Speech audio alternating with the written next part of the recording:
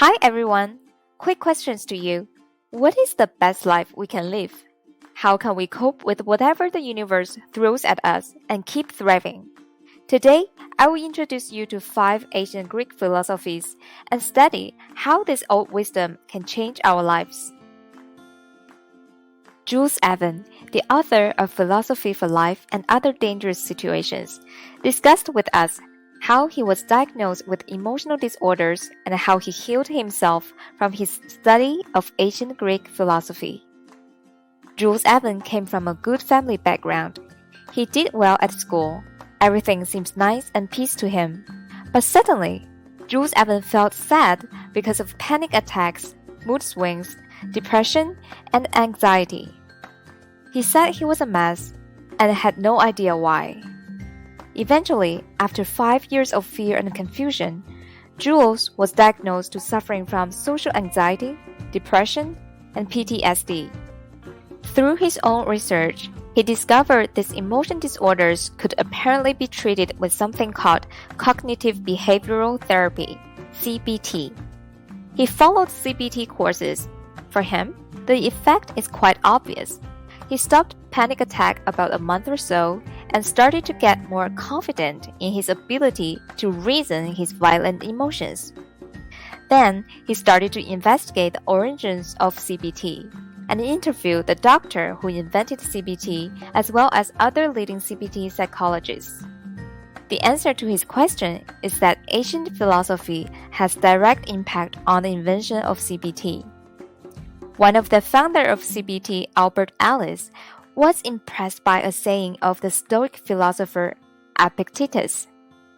Men are not disturbed by things, but by their opinions about them.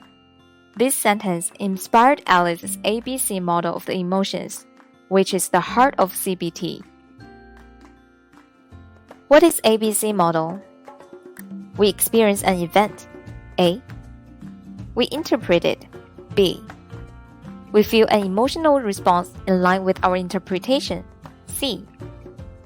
For example, one said, "My boss sounds cold to me at work today. I think it's because I must have done something wrong and made him unhappy. Because of this, I feel down all day at work." Alice, following the Stoicism, suggested we can change our emotions by changing our thoughts or opinions about the event. It is the meaning of the event, rather than the event by itself affecting people. Instead of suspecting ourselves not doing a good job at work and result in feeling down all day, we can interpret the event in another way, such as, "My boss must be busy with other work. I can focus on my task for now and find another time to chat with him." Through Jules Evans' more and more research on ancient Greek philosophy, he realized that unlike people's common impression on academic philosophy, which is hard to understand, not approachable to our lives, street philosophy, to the opposite, is a quite powerful tool that everyone can use it to overcome no matter what difficulties that life throws at us, heal ourselves, and make our life better. The 1st century Roman philosopher Marcus Tullius Cicero once said, "There is, I assure you, a medical art for the soul. It is philosophy, whose aid need not be sought, as in bodily diseases from outside ourselves. We must endeavor with all our resources and all our strength to become capable of doctoring ourselves." Now, let's look into these 5 philosophy lessons. Lesson 1. Stoicism. Teacher, Epictetus, the slave philosopher. Epictetus was born in a situation with minimum control. He was born as a slave. Eventually, receiving his freedom, he became the most influential philosopher. Some things are up to us and others are not. Epictetus teaches us to make a list of things that are not in our control: the weather, the economy, the past, the future, and the fact that we are going to die. Then he asks us to draw another list of what is under our control: our beliefs. Epictetus believes a lot of suffering arises because we make 2 mistakes. Suffering arises from trying to control what is uncontrollable. Zone 1. Then we fail to control it. We felt helpless, out of control, angry, guilty, anxious, or depressed. Secondly, we don't take responsibility for our thoughts and beliefs, which are under our control, or from neglecting what is within our power. Zone 2. Instead, we blame our outside world, our parents, our friends, teachers, boss, our lover, the economy, the environment, the systems, and then again we feel bitter, helpless, victimized, and out of control. Many emotion disorders come from these two fatal mistakes. Understanding this will help us realize we should pay attention to the things that are under our control and put our efforts to those things, instead of wasting our energy on the things that are beyond our control. Lesson 2. Epicureanism. Teacher, Epicurus, the pleasure seeker. Marcus Tullius Cicero once said, "If you have a garden and a library, you have everything you need." In ancient Greek, philosopher Epicurus and his students established a school called the Garden, where they can live and study philosophy. On the sign at the entrance, it says, "Stranger, here you will do well to tarry. Here, our highest goal is pleasure." People may think this concept is controversial as it sounds irresponsible if you spend all your life seeking for pleasure. However, Epicurus explained that pleasure will mean the absence of the pain of body and disturbance in soul. It is not about getting drunk, not about getting rich, powerful, or able to live a luxurious life. It is solely being able to enjoy even little things in life, a simple meal or a night's sleep. In his efforts to lead a happy life, Epicurus distinguished between three kinds of desires, which he labeled as being A. Natural and necessary desires, such as eating, dressing, having a home. B. Natural and non-necessary desires, such as fancy clothes, luxury homes. And C. Non-natural and non-necessary desires, such as chasing for power, popularity, indulgence in luxuries. For Epicurus, people who could successfully satisfy the first group of desires would find happiness. The second group was not important in order to lead a happy life. It was also nice to avoid them.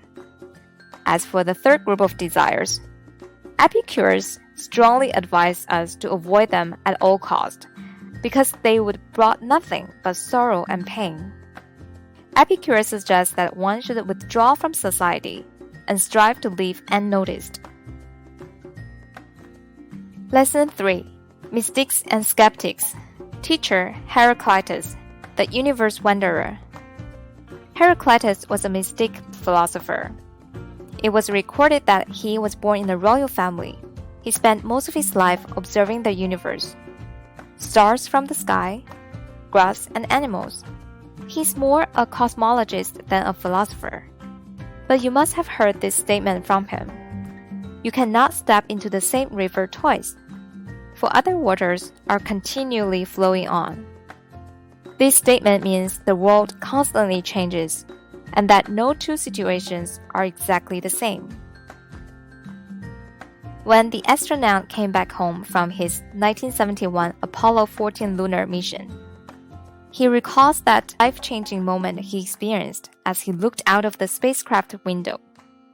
He suddenly was struck by a new perspective that the molecules in his body and the molecules in his partner's bodies had been prototyped in some ancient generation of stars. In other words, we, human beings, are all stardust. What's the point of fighting over each other? Apparently, other astronauts have similar spiritual experience in the bigger picture effect. You see things in a larger context than you saw them before. Feeling spiritually transformed by the bigger picture effect, he began to participate in activities against war because he believes we are all united as one. We are all humans. There's even a joke around how politics should have a meeting on the moon because once you see the views out there, you will never see the things in the same way.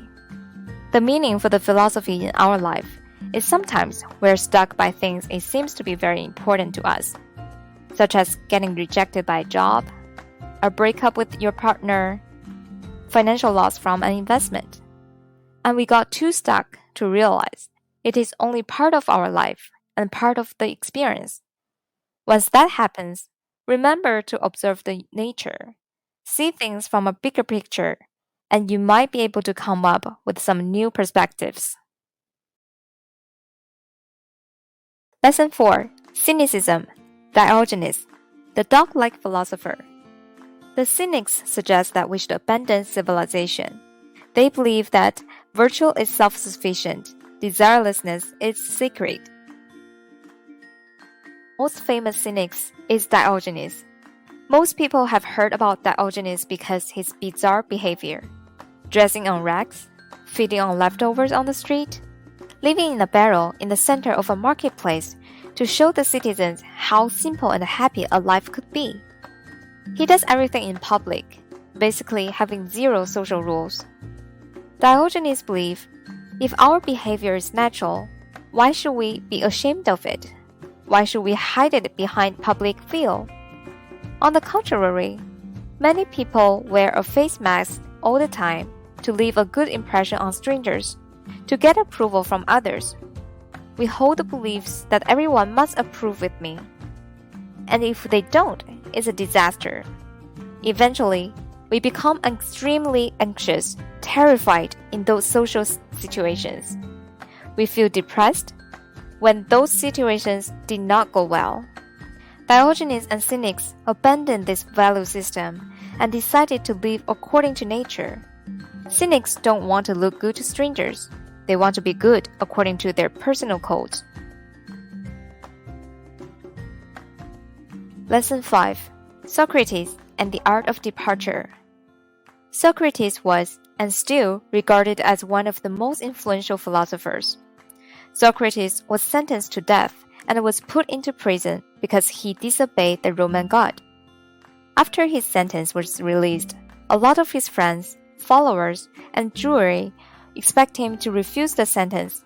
But to their surprise, he did not say anything, and he accepted the sentence readily. Until his last day, he remained so noble, so fearless, even seems blessed to face his coming fate. His last words are, "Now the hour to part has come. I go to die, you go to live. Which of us goes to the better lot is known to no one, except the God." Is there such a thing as a good death? Can dying be a spiritual exercise? Socrates proved to us through his own life that death is not evil. Undoubtedly, fewer of us can choose what we die of, but some of us can choose to some extent the manner of our departure, and having the ability to control the process even to a limited extent. Through Jules Evans' book about ancient Greek philosophy, we can learn how to apply this ancient wisdom to our modern life and even have an impact on our lifestyle and community. If you feel this video is helpful, please share, like, and subscribe. Our mission is to share knowledge for you to go above and beyond yourself.